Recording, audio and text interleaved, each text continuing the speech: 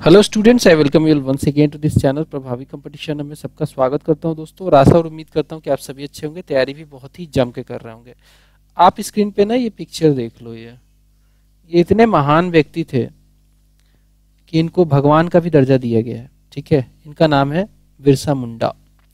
आज जो हम डिस्कस करने वाले हैं दोस्तों, वो हम डिस्कस करने वाले बिरसा मूवमेंट के बारे में, जो कि बीपीएससी का एक फेवरेट टॉपिक रहा है और बार बार सवाल पूछे गए हैं बीपीएससी में। ठीक है, बीपीएससी में बार बार इससे सवाल पूछे जाते हैं, तो इम्पोर्टेंट है।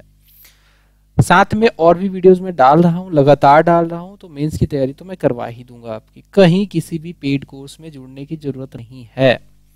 फ्री में जब दे रहा हूँ, एफर्ट डाल के पूरा नोट बना के दे रहा हूँ, तो डेफिनेटली आपको बहुत फायदा होने वाला है।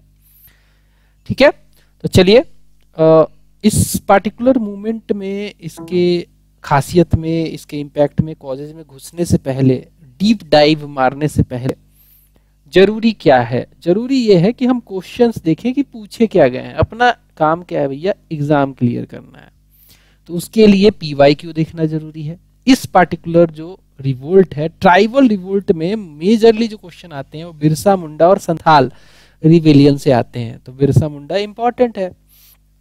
पहला सवाल जो बिरसा मुंडा से रिलेटेड है, यहाँ पे कह रहा है कि रिव्यू कीजिए, review the tribal movements of Bihar by throwing special light on Birsa movement. तो आपको इसमें क्या था कि थोड़ा सा और ट्राइबल मूवमेंट हुए उनके बारे में भी बताना है, बट हाँ, आपको स्टिक टू होना है, स्पेशल लाइट देना है किस पे?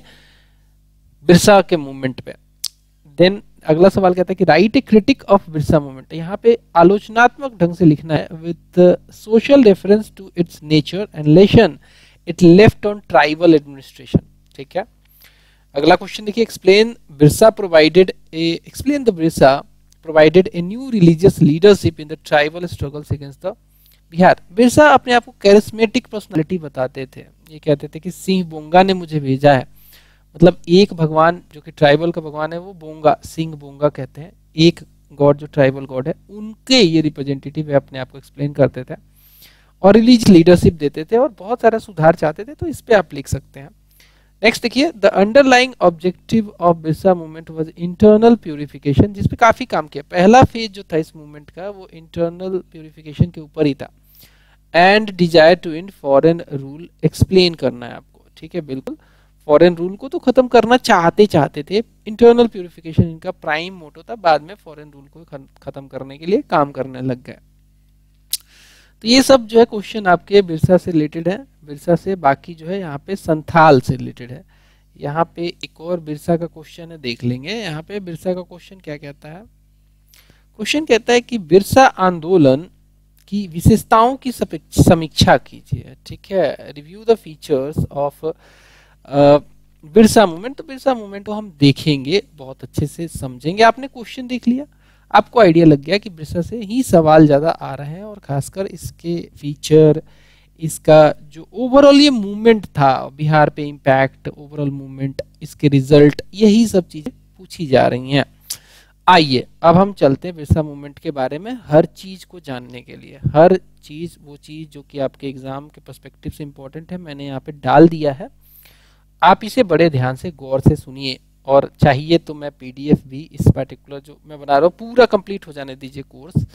उसके बाद मैं कंबाइंड एक पीडीएफ जीएस 1 का जो है, पेपर 1 का, जीएस 1 का दे दूंगा। खासकर सेक्शन 1 जो जीएस 1 में है, जो कि ऐसे सवाल इसमें आते हैं। ठीक है, इसको मैं आपको प्रोवाइड करवा दूंगा। सेक्शन 2 में तो करंट अफेयर है और सेक्शन 3 में जीएस 1 के तो स्टैटिस्टिक्स है, वो भी सब कुछ देंगे। तो सेक्शन 1 कंप्लीट कर ले पहले, एंड सो ऑन बढ़ते चलेंगे। इतना और भी फास्ट कर दूंगा आपके लिए, थोड़ा सा जल्दी जल्दी वीडियोस भी डालूंगा।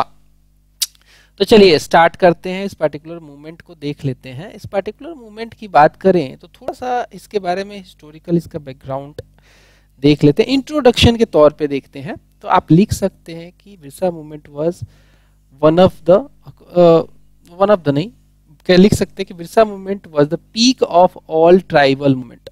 जितने भी ट्राइबल मूवमेंट हुए हैं उसके पीक पे ये था, उसका ये पीक माना जा सकता है। That the Birsa movement was the peak of all tribal movements. Initially, the Birsa movement was focusing the religious purification. Later on, it turned against the Britishers, and they revolted. It was contemporary of boxer revolt, China में जो हुआ था 1890 के आसपास में, जो China में boxer rebellion होता है उसके कॉन्टेम्पोररी, और बहुत सारा जो है कंपैरिजन इससे किया जाता है।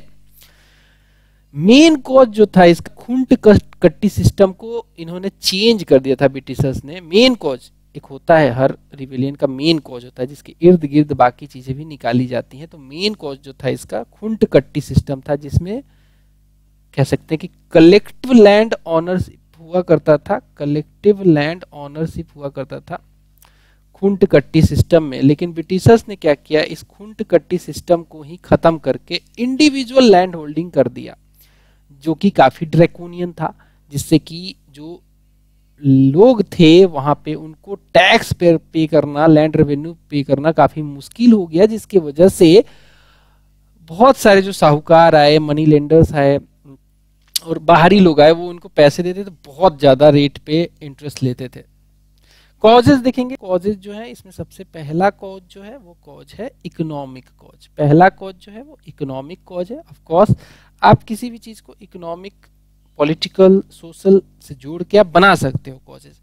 आप कॉजेज लिखते समय ये ध्यान दीजिएगा, इकोनॉमिक कॉज था क्या, रिलीजियस कॉज है, सोशल कॉज था क्या, पॉलिटिकल कॉज था क्या। ये तीन कॉज चुन लीजिए, आपके पास कॉज भरमार रहता है, और तीनों के हेड के अंदर डाल दीजिए, आपका काम हो जाएगा। तो पहला कॉज जो था वो इकोनॉमिक कॉज था। इकोनॉमिक कॉज में सबसे बड़ी प्रॉब्लम ये थी खुंट कट्टी सिस्टम, जो मैंने अभी बताया।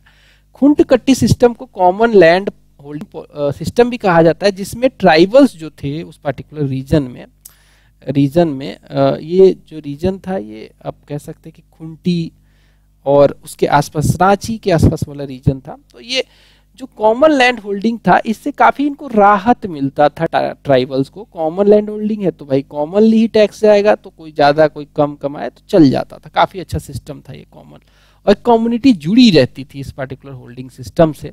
इसको इन्होंने, ब्रिटिशर्स ने देखा कि भाई यहाँ से तो पैसा ही नहीं आ रहा है हमें, अब हम क्या करें यार। तो इंडिविजुअल लैंड होल्डिंग सिस्टम ला दिया और बोला कि भाई अब पैसे लगेंगे, लैंड टैक्स लगेगा इंडिविजुअली, कॉमन लैंड होल्डिंग हम नहीं मानते। इसको खत्म किया इन्होंने। ये एक मेजर कारण बना, जिसकी वजह से लोगों को, जो ट्राइबल लोग थे, उनको अब लोन लेना पड़ता था, मनी लैंडर्स के पास जाते थे। मनी लेंडर बहुत ही एक्सऑर्बिटेंट रेट पे इनसे इंटरेस्ट चार्ज कर लेते थे।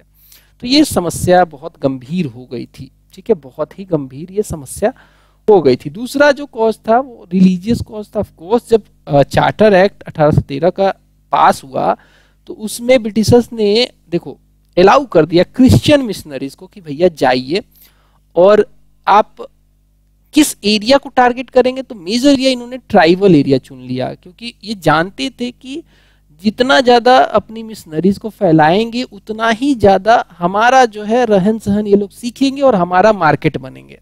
मेन मुद्दा यही था। तो चार्टर एक्ट 1813 लाया गया।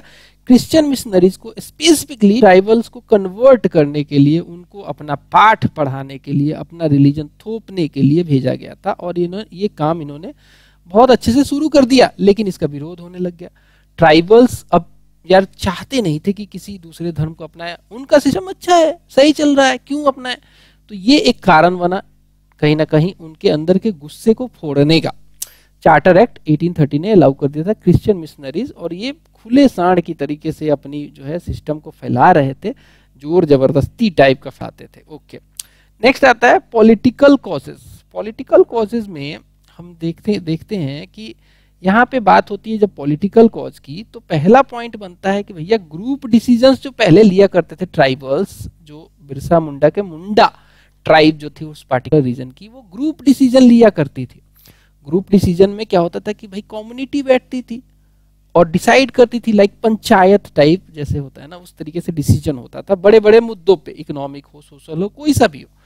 ये सिस्टम को इन्होंने जो है पावर को खत्म कर दिया, ग्रुप डिसीजन वाला। और पॉलिसिंग जो पावर था कि हम ही अपने जो हमारे अंदर जो भी खामियां हम सुधारेंगे, पॉलिसिंग पावर हमारे पास है, तो ट्राइबल अपनी पॉलिसिंग पावर यूज करके जो गलत चीजें उसको खत्म करते थे। हालांकि मैं ये नहीं कह रहा कि गलत चीजें उस समय नहीं होती, एनिमल सेक्रीफाइस होता था, सुपरस्टिशन काफी फैला हुआ था, अल्कोहलिज्म काफी ज्यादा था, जिसके लिए बिरसा मुंडा ने काम किया पहले फेज में स्पेसिफिकली। बट पॉलिसिंग पावर छीन लेना अचानक से ये जमता नहीं है, आप उसमें सुधार करवाइए, उन्हीं के थ्रू करवा सकते हैं। अगर आपको इतना ही लोगों को सुधारने का काम आपको लगता है कि हमारा ही जिम्मेदारी है, तो आप सही से कीजिए। तो ये चीज को लेने की वजह से इनके अंदर जो है ना, इनके लीडरशिप में, इनके चीजों में अजीब सा जो है होने लग गया, अचानक चेंज आया जो ये सहन ना कर पाए।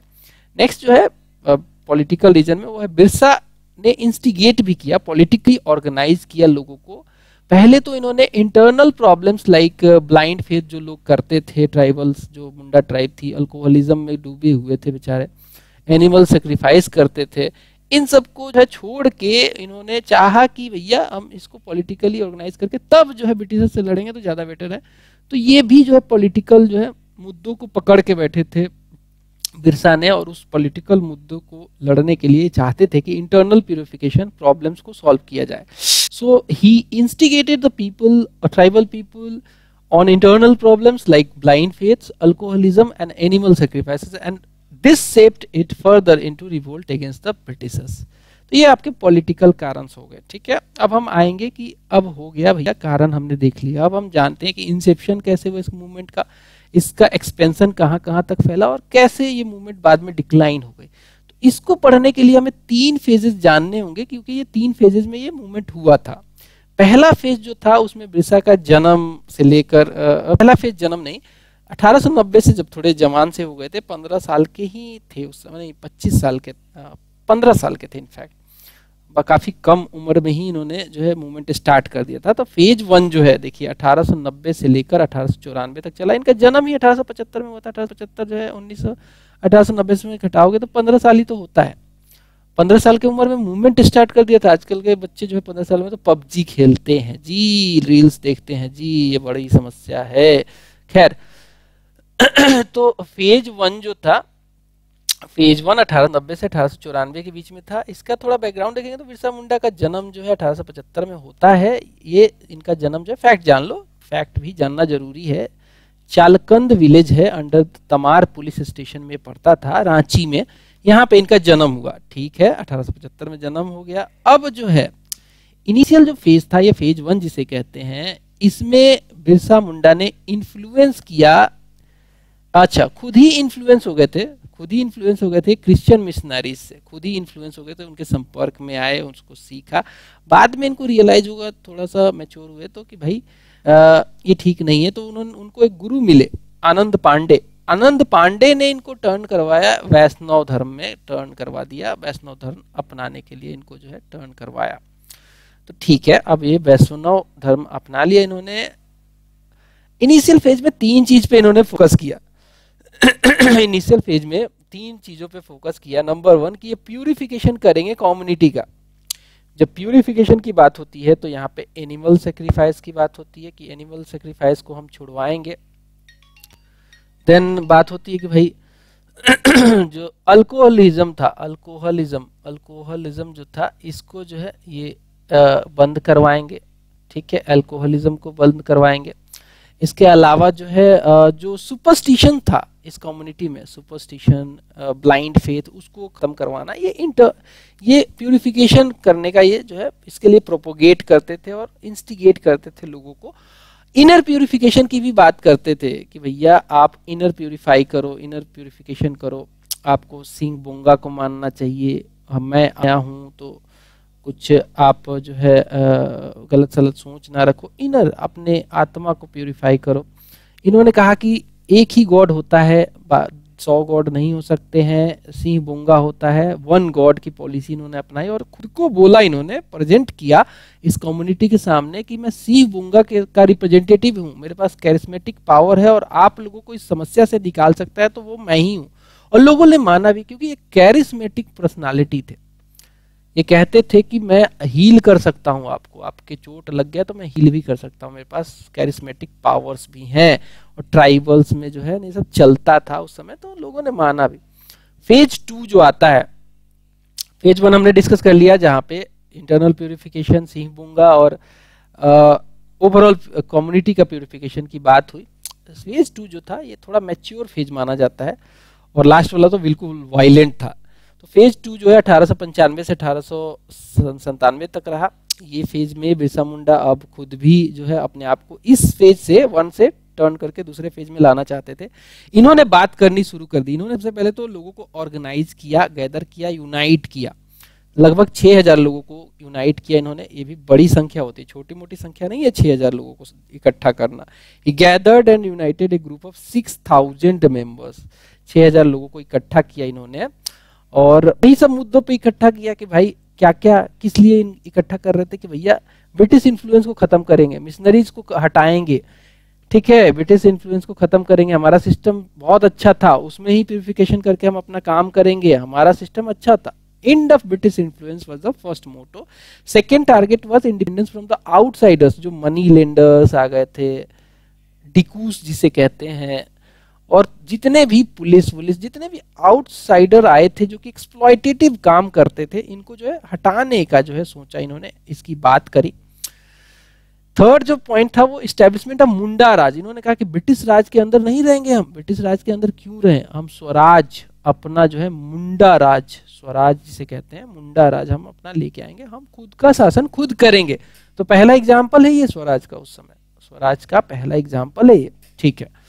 चलिए आगे बढ़ेंगे। तीसरा फेज हमने देखा। अच्छा ये बातें करना तो हो नहीं सकता ना कि आपकी अब आपने कह दिया कि ब्रिटिश इन्फ्लुएंस खत्म करेंगे तो हो गया क्या, इंडिपेंडेंस आउटसाइडर से लगाएंगे तो होगा क्या, हो गया नहीं। इसके लिए क्या है ना, आपको कुछ काम करना पड़ेगा।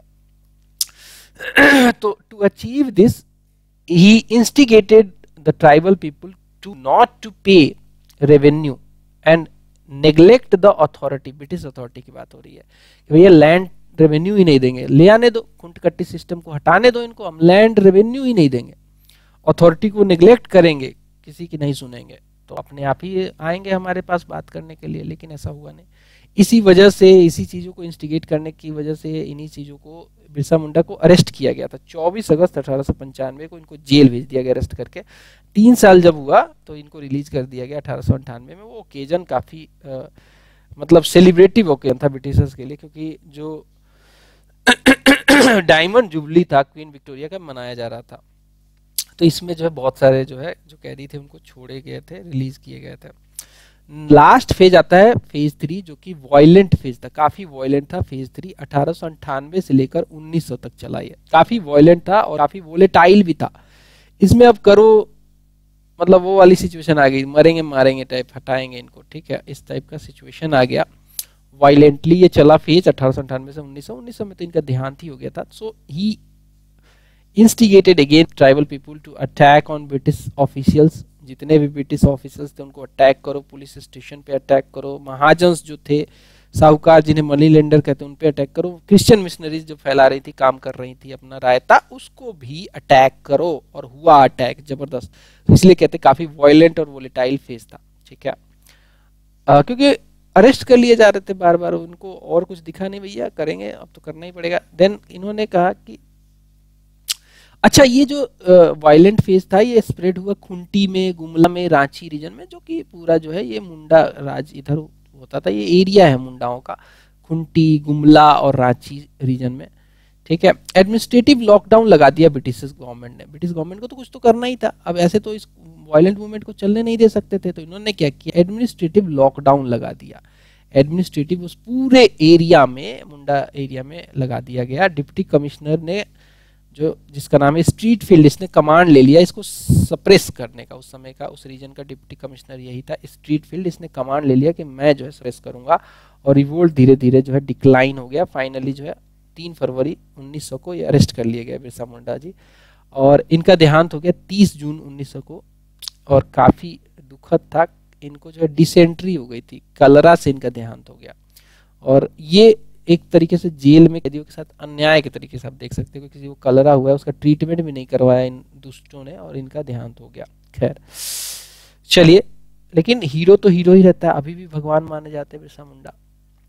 कॉन्सिक्वेंसेस क्या क्या रहे, इम्पैक्ट्स क्या क्या रहे, सब देखेंगे। तो खुंटकट्टी सिस्टम हट गया भैया, जैसे ये मूवमेंट खत्म हुआ, खुंटकट्टी सिस्टम को सरकार को मजबूरन हटाना पड़ा, हटाना पड़ रहा, कह रहा हूँ, रीइंस्टेट किया गया। और जो इंडिविजुअल लैंड होल्डिंग था उसको हटा के जो कॉमन लैंड होल्डिंग सिस्टम था, जिसे खुंटकट्टी कहते हैं, ये रीइंस्टेट किया गया 1903 में। इसके अलावा कुंटी, गुमला 2 ऐसे जगह थे जिनको सब डिवीजन बना दिया गया एडमिनिस्ट्रेटिव सुचारुता के लिए, जिसे कहते हैं कि कन्वेनियंस ऑफ एडमिनिस्ट्रेशन के लिए कुंटी और गुमला को जो सब डिवीजन बनाया गया। एंड फोर्स लेबर को जो है रिस्ट्रिक्ट किया गया, क्योंकि फोर्स लेबर काफी करवाते थे इनसे, फोर्स लेबर काफी करवाया जाता था इनसे। ट्राइबल्स पीपल्स थे से जनरली जो है आप संथाल में चले जाओ या फिर बिरसा के मूवमेंट में चले जाओ, तो ये इनसे काफी ज्यादा फोर्स लेबर ब्रिटिशर्स कराती थी। ये जो है फोर्स लेबर जो है यहाँ पे खत्म हो गया, रिस्ट्रिक्टेड कर दिया गया, एटलीस्ट इस एरिया में तो कर ही दिया गया। अब आएंगे इम्पोर्टेंस का। इम्पोर्टेंस भी जरूरी है कि क्यों ये इम्पोर्टेंट है मूवमेंट, किस पर्सपेक्टिव से। तो ये एक ऐसा मूवमेंट था जिसने आगे के नेशनलिस्ट को जो है रास्ता दिखाया स्वराज का। और जो स्वराजिस्ट जो लोग थे, नेशनलिस्ट थे, वो डरते थे पहले कि स्वराज के लिए अगर हम जाएंगे, तो उनका पता नहीं था कि ब्रिटिश राज करेगी क्या हमारे साथ। तो अब पता चल गया था कि ब्रिटिश भी झुकते हैं, झुका दिया था बिरसा मुंडा ने। तो स्वराज का जो है पाथ जो है इन्होंने क्लियर किया था। इन्होंने यूनिफाई किया कम्युनिटी को पूरा, और उसके लिए इन्होंने कहा कॉमन ब्रदरहुड मुंडा राज। तो ये चीज भी निकल के कि यूनिफिकेशन कैसे किया जाता है।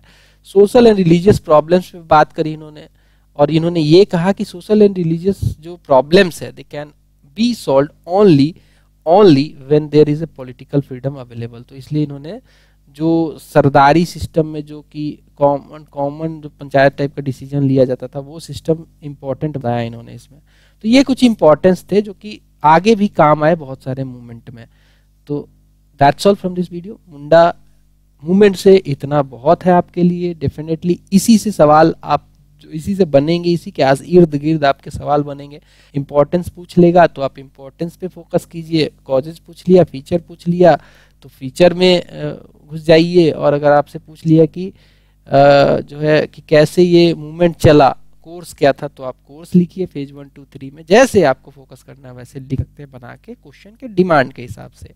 मैं ये नहीं कहता कि बिल्कुल जो मैंने लिखा है यही ले जाके छाप दीजिए, लेकिन आपको इसी से सवाल का आंसर जो है कंस्ट्रक्ट कर लेना है। That's all. वीडियो कैसा लगता है जरूर कमेंट करके बताएं। इस तरीके का क्लास कंटिन्यू करना है कि नहीं करना है, कैसा मजा आ रहा है कि नहीं आ रहा है, समझ में बातें आ रही है कि नहीं, ये भी बताएं। That's all, bye bye.